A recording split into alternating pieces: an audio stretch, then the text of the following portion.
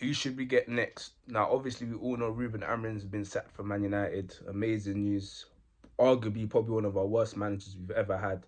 So him leaving is amazing, and it's amazing for a lot of our players, especially the players like Kobe Mino, Xerxes, who didn't really get that opportunity under him. So now that he's gone, they're going to have a lot more of an opportunity to just shine. And even our young players that are coming through are players in the youth. Obviously, Ruben Amorim was very anti-youth, especially at the beginning of his tenure. And he kind of like, towards the end of his tenure, it's like he was kind of just using the youth to counteract or to counterpoint a lot of the criticism he was getting. Going forward, we'll need to obviously get a brand new manager. Now, I do feel like we kind of need to get a manager in the summer, because I feel like with Ruben Amorim, we already made a mistake. Ineos already made the mistake of just getting him too soon, or just not fully evaluating him as a manager, or evaluating what they want to get for their manager. So us getting him around like November, you could already see he was struggling and he was just dying out there, and he just had a severe lack of quality.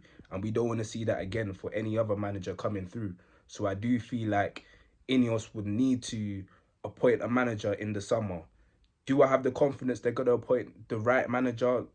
Hell no. Like Ineos have shown many times, especially when it comes to appointing managers and getting rid of them, that they're kind of inadequate when it comes to things like that. Because you've seen, for example, with Ten Hag, they got rid of him a bit late. Like they got rid of him, I think, around like what, late October.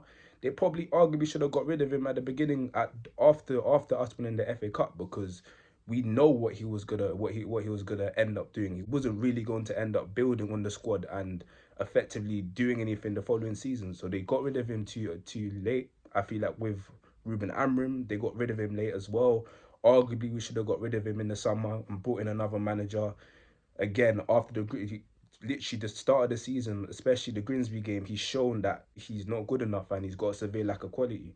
So I do feel like when it comes to Ineos appointing new managers, it is a bit of a shady kind of conversation, because they've shown to us that they're not they're not the best at when it comes to appointing managers. But at the same time, when it comes to bringing in players and recruitment in general, they've been good at it.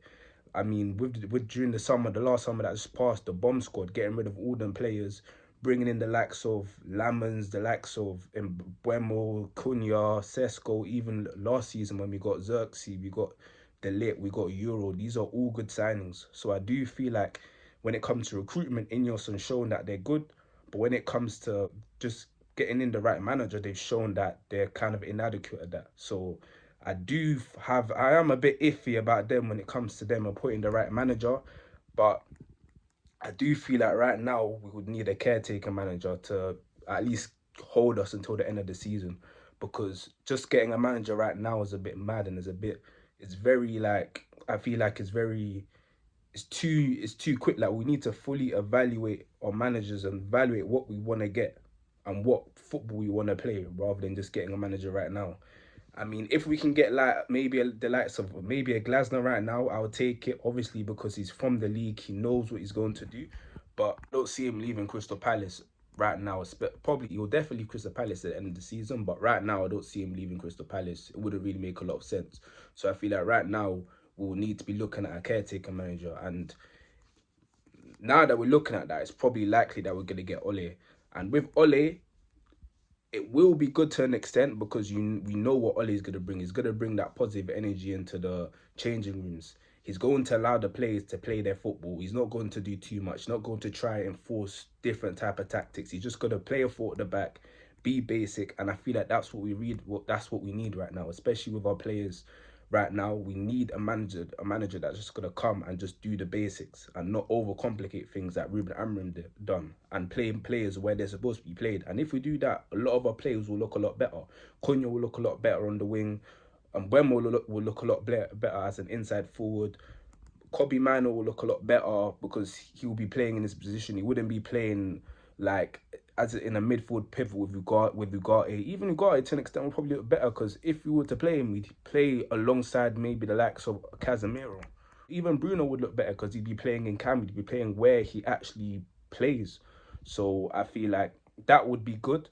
But I do feel like obviously Ole, there's a lack of quality with him. Like it goes to show he got sacked at Besiktas. There's not one job he's had that he hasn't been sacked at in the top leagues in football in general. So I feel like there's a lack of quality, but that's probably the best option we have right now until the end of the season. And if we can get an Ole, we're fifth right now.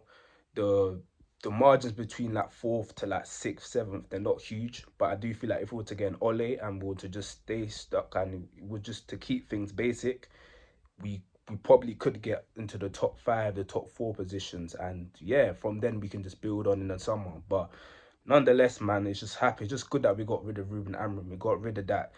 He was horrible. So the fact that we got rid of him is good. And going forward, we just need to make sure we appoint the right guy. But nonetheless, thank you lot for watching and love.